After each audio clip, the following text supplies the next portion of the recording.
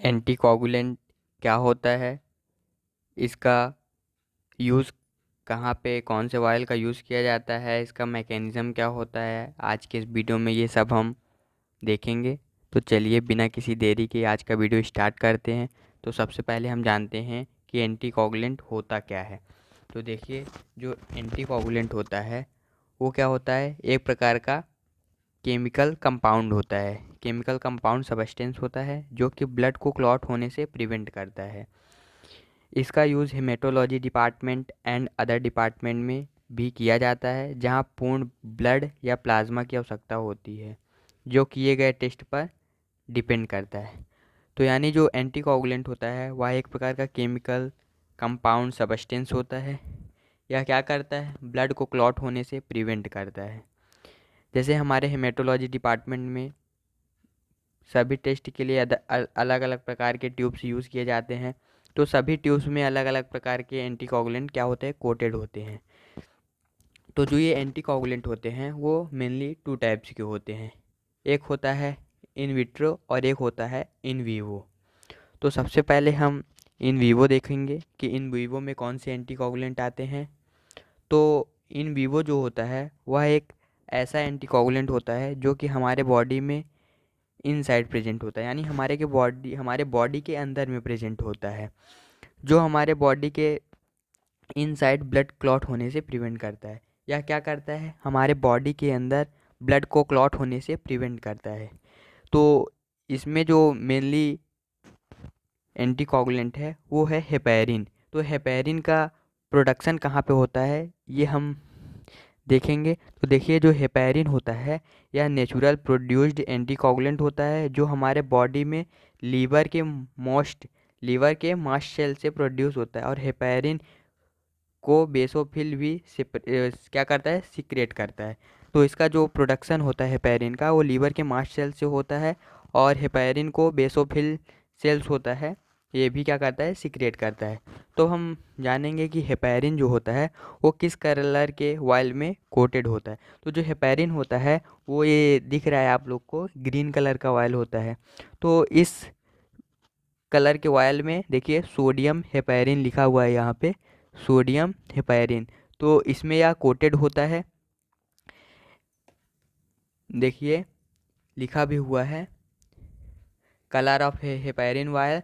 तो इसका जो वायल होता है वो ग्रीन कलर का होता है। और ये जो हेपेरिन वायल होता है, ये जो दिख रहा है आप लोग को, इसका यूज़ किस में किया जाता है, तो ये इसमें कार्डियक प्रोफाइल टेस्ट लगाने के लिए और कल्चर वगैरह के लिए इसका यूज़ किया जाता है।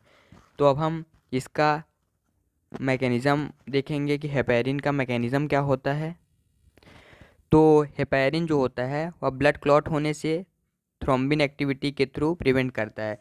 ये जो हेपेरिन होता है वो ब्लड को क्लॉट होने से, थ्रोम्बिन एक्टिविटी होती है इसमें, ये क्या करता है, उसके थ्रू ब्लड को क्लॉट होने से प्रिवेंट करता है। और क्या करता है, सीपीके एंजाइम एक्टिविटी को प्रिवेंट करता है। सीपीके एंजाइम की एक्टिविटी को जो करता है वो प्रिवेंट करता है। अब हम इसका यूज़ देखेंगे कि इसका यूज़ कहाँ पे किया जाता है। तो हेपेरिन का use in vivo and in vitro दोनों एंटीकोगुलेंट के रूप में किया जाता है। इन वीवो यानी बॉडी के अंदर भी, इन विट्रो यानी बॉडी के बाहर भी इसका यूज़ किया जाता है। तो इसका यूज़ जो है वो डायलिसिस के समय ब्लड को किडनीज में पास करने के लिए हेपेरिन का यूज़ किया जाता है। जब डायलिसिस किया जाता है तो उस कंडीशन में क्या होता है, उस कंडीशन में हेपेरिन का यूज़ किया जाता है जब किडनी के में क्या होता है, ब्लड को पास किया जाता है। और ब्लड ट्रांसफ्यूज़न के समय भी हेपेरिन का यूज़ किया जाता है। अब इसका यूज़ हम लेबोरेटरी में देखेंगे कि इसका यूज़ लेबोरेटरी में कहाँ कहाँ पे किया जाता है। तो हेपेरिन का use in vitro anticoagulant variants investigation के लिए 1 ml ब्लड में 1 ml ब्लड में 0.1 से 0.2 mg हेपेरिन का यूज़ करते हैं। हेपेरिन जो होता है उसका यूज़ मोस्टली 8 से 12 घंटे के लिए ब्लड को क्लॉट होने से प्रिवेंट करता है। ये 12 घंटे के तक के लिए इफ़ेक्टिव होता है। अब हम इन विट्रो एंटीकोगुलेंट देखेंगे। तो इन विट्रो एंटीकोगुलेंट जो होता है वह एक ऐसा एंटीकोगुलेंट होता है जो बॉडी के बाहर यानी बॉडी से कलेक्ट किए गए ब्लड को क्लॉट होने से प्रिवेंट करता है। यानी बॉडी के बाहर जैसे ब्लड को कलेक्ट किया गया तो उस ब्लड को प्रिवेंट कैसे किया जाए क्लॉट होने से, उसके लिए इन विट्रो एंटीकोगुलेंट का यूज़ किया जाता है।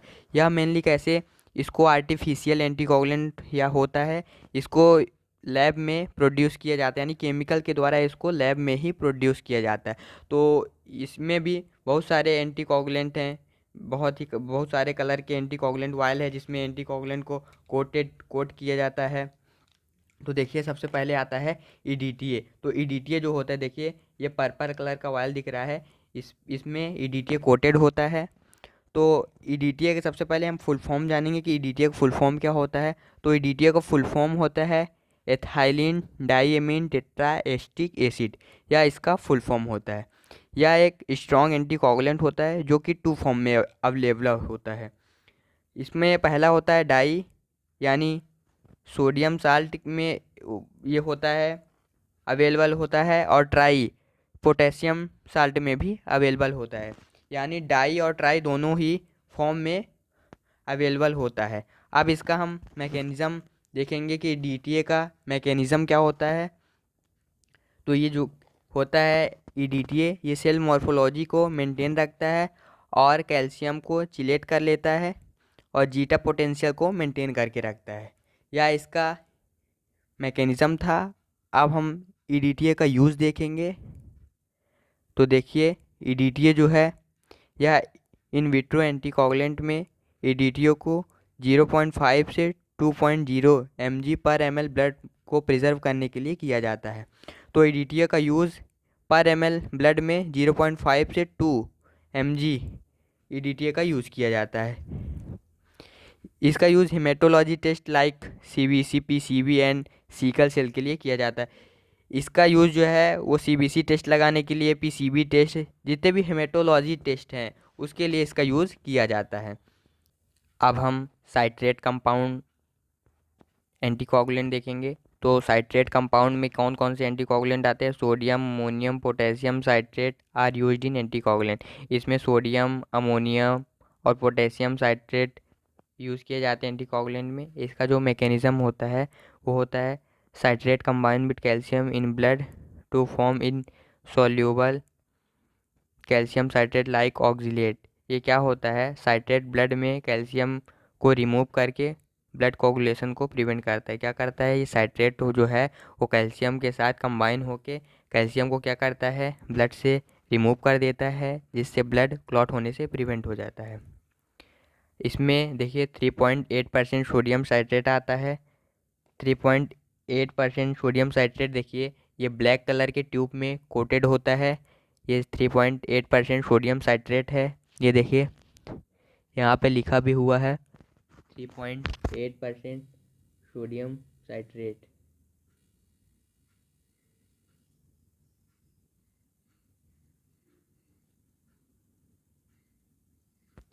अब हम 3.8% सोडियम साइट्रेट के बारे में जानेंगे।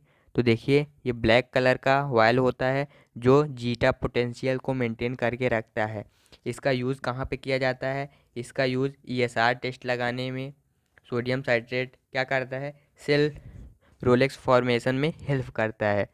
अब हम 3.2% सोडियम साइट्रेट यानी ब्लू कलर के वायल्स को देखेंगे। तो देखिए जो ब्लू कलर का वायल होता है ये क्या करता है, क्लोटिंग फैक्टर को अदर क्लोटिंग फैक्टर के साथ रिएक्ट करने से प्रिवेंट करता है। यह ब्लू कलर का वायल होता है। ये क्या करता है, क्लोटिंग फैक्टर जो होता है उसको अदर फैक्टर के साथ रिएक्ट करने से प्रिवेंट करता है। यह देखिए ये ब्लू कलर का वायल आप लोग को दिख रहा होगा, ये 3.2% सोडियम साइट्रेट वायल है। इसका यूज्ड इन विट्रो एंटीकोगुलेंट में किया जाता है। It is use to store blood in blood bank. इसका यूज़ ब्लड बैंक में ब्लड को स्टोर करने के लिए किया जाता है। और देखिए it is laboratory use in the form citrate solution form for RBC count and platelet count. इसका use RBC count and platelet counts में भी किया जाता है। और ये जो ब्लू कलर का वायल होता है यानी इसका ट्यूब होता है, ये प्लेटलेट APTT के लिए यूज़ करते हैं और कोगुलेशन प्रोफाइल में यूज़ करते हैं। अब हम जेली वायल यानी येलो कलर के वायल ये देखिए ये जेली वाला, इसमें देखिए जेली भरा हुआ है। इसको क्या बोलते हैं? इनर्ट पॉलीमर जेली इसके अंदर में पाई जाती है। ये देखिए आप लोग को दिख रहा होगा इनर्ट पॉलीमर जेली। तो अब हम इसके बारे में पढ़ेंगे। तो इस वायल का कलर येलो होता है, इसमें इनर्ट पॉलीमर जेली भरी हो पाई जाती है, जो कि इस वायल में सॉलिड एंड लिक्विड पार्ट को अलग करती है। ये क्या करता है? ब्लड में present solid and liquid part को क्या करता है? ये सेपरेट करता है। इसका यूज़ मेनली ट्रांसपोर्टेशन के लिए किया जाता है। अब हम ग्रे कलर के वायल्स यानी सोडियम फ्लोराइड के बारे में पढ़ेंगे। तो ये देखिए ये ग्रे कलर की वायल है, इसको सोडियम फ्लोराइड बोलते हैं। ये क्या करता है? इसका यूज़ मोस्टली ग्लूकोज टेस्ट के लिए किया जाता है। यह क्या करता है? ये 8 घंटे तक ग्लूकोज के लेवल को मेंटेन करके रखता है, जिससे क्या होता है इसमें ग्लूकोज टेस्ट एक्यूरेट आता है। इस वायल में लेते हैं ब्लड को। तो अब देखते हैं रेड कलर का वायल। रेड कलर का वायल, ये देखिए ये रेड कलर का वायल है, इसको क्लॉट एक्टिवेटर भी कहते हैं। ये 2 टाइप्स के होते हैं, प्लेन वायल और क्लॉट एक्टिवेटर।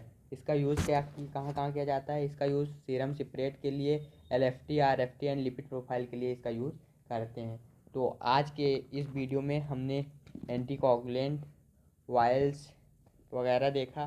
तो अगर आप लोग को हमारा वीडियो पसंद आया हो तो वीडियो को लाइक कर दे, चैनल पे नए हैं तो चैनल को सब्सक्राइब कर दे, क्योंकि डेली इसी तरह की वीडियो हम आप लोग के लिए लाते रहते हैं। Thank you.